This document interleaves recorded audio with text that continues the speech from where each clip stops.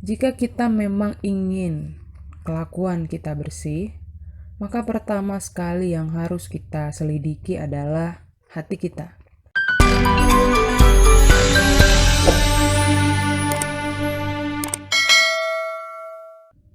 Shalom teman-teman Aposo yang penuh inspirasi.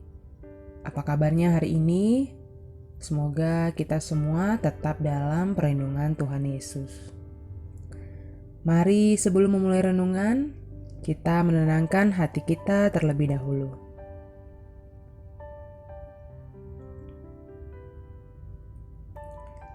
Kita bersatu di dalam doa. Tuhan Yesus, terima kasih untuk hari yang Kau berikan kepada kami, dan terima kasih untuk penyertaan-Mu yang tak pernah lepas dari hidup kami.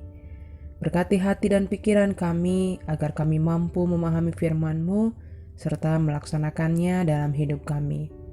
Amin. Tema renungan kita hari ini adalah muda dan bersih. Nah, kita akan membaca dari kitab Mazmur 119 ayat 9 sampai dengan ayat ke-16. Kita boleh baca bersama, boleh buka Alkitab kita, dan aku akan membacakan bagi kita semua. Mazmur 119 ayat 9 sampai dengan ayat yang ke-16. Dengan apakah seorang muda mempertahankan kelakuannya bersih? Dengan menjaganya sesuai dengan firman-Mu. Dengan segenap hatiku aku mencari Engkau. Janganlah biarkan aku menyimpang dari perintah-perintah-Mu. Dalam hatiku aku menyimpan janji-Mu, supaya aku jangan berdosa terhadap Engkau. Terpujilah Engkau ya Tuhan, ajarkanlah ketetapan-ketetapan-Mu kepadaku. Dengan bibirku aku menceritakan segala hukum yang Kau ucapkan. Atas petunjuk peringatan-peringatan-Mu, aku bergembira seperti atas segala harta. Aku hendak merenungkan titah-titah-Mu dan mengamat-amati jalan-jalan-Mu. Aku akan bergemar dalam ketetapan-ketetapan-Mu, firman-Mu tidak akan kulupakan. Teman-teman, dulu waktu sekolah minggu, kita diajarkan oleh guru sekolah minggu kita, kalau kita ingin menyenangkan Allah, kita harus melakukan kehendak-Nya. Kalimat itu terasa sangat mudah ketika kita ada di usia anak-anak, dan kita terima saja tanpa ada pertanyaan. Namun setelah beranjak dewasa, di saat kita mulai memiliki banyak keinginan, memiliki ragam pergaulan, melihat ada banyak orang yang bebas melakukan segala sesuatu asal terlihat baik, dengan pengetahuan yang kita miliki, kita mulai bertanya-tanya, yang bagaimanakah kehendak Tuhan itu? Bagaimana mengetahui apakah saat ini aku berjalan dalam kehendak Allah? Dan bagaimanakah supaya tidak menyimpang dari kehendak Allah? Pertanyaan ini sering sekali muncul. Dan mungkin jawaban yang kita harapkan seperti sebuah formula atau daftar. Daftar kehendak Allah atau mungkin daftar perbuatan-perbuatan menyimpang. Kalau kita mencari jawaban yang seperti ini, cobalah kamu mencari sebuah buku yang disebut Alkitab. Nah, semuanya tertulis di situ. Mungkin beberapa dari kita akan kesal dengan jawaban ini. Ya karena kita tahu semuanya memang tertulis di Alkitab. Tapi inilah kenyataannya. Jika kita ingin mencari tahu kehendak Allah, kita bisa membaca Alkitab. Dan aku yakin, kita semuanya pasti memiliki satu atau dua ayat favorit yang selalu kita ingat. Tetapi pertanyaannya sekarang, kenapa meskipun kita tahu atau membaca beberapa ayat, kita tetap susah untuk memahami kehendak Allah dan juga susah untuk tidak menyimpang? Mari kita membaca kembali firman yang tadi telah kita baca. Jika kita memang ingin kelakuan kita bersih, maka pertama sekali yang harus kita selidiki adalah hati kita. Dikatakan di ayat ini, segenap hati. Kita harus mencari Tuhan dengan segenap hati. bukan setengah hati. Dari mana kita bisa menilai apakah kita segenap hati atau setengah hati? Itu bisa kita lihat dari sepenting apa waktu teduh buat kita. Dan apakah kita memang menyiapkan waktu khusus untuk hal-hal tersebut?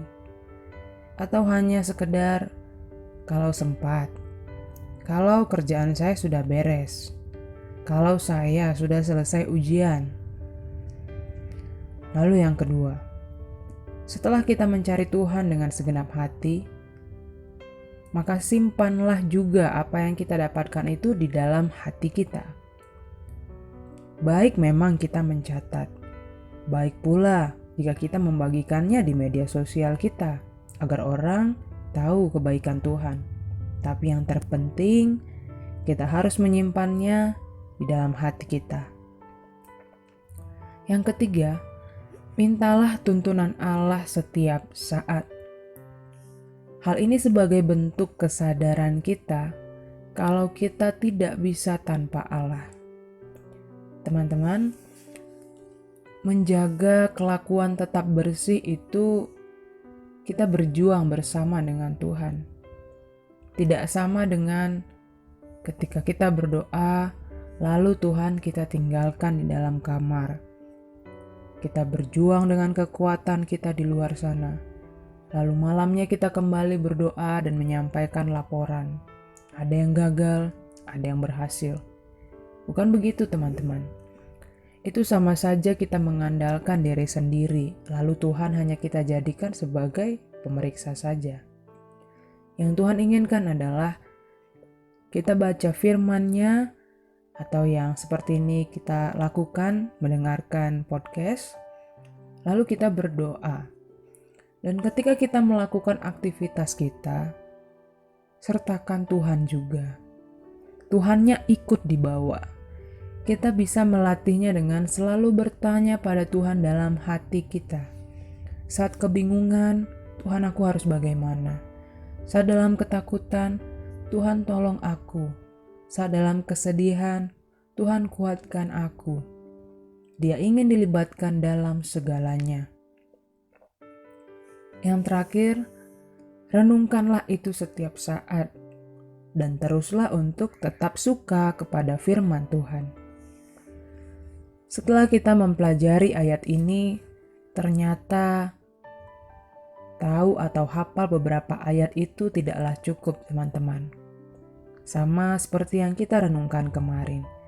Kita bukan belajar untuk menguasai firman, tapi dikuasai firman. Jika kita masih bertanya, bagaimana seorang muda bisa menjaga kelakuannya tetap bersih? Kan anak muda gampang tergoda. Banyak pilihannya. Ada ini, ada itu. Ingatlah, kitab Mazmur sudah menjawabnya, yaitu dengan menjaganya sesuai dengan firman Tuhan. Demikian renungan kita hari ini. Kiranya apa yang telah kita renungkan bersama boleh menjadi suatu kekuatan bagi kita semua. Mari kita berdoa. Bapa yang penuh kasih, kami mengucap syukur untuk kehidupan kami. Segala suka, duka yang Kau percayakan untuk kami rasakan.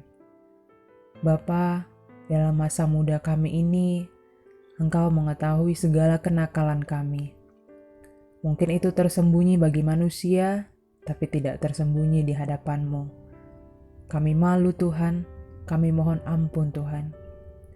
Pemuda yang harusnya menjadi garam dan terang, justru menjadi orang yang selalu merasa diliputi kegelapan dan mencari penerangan.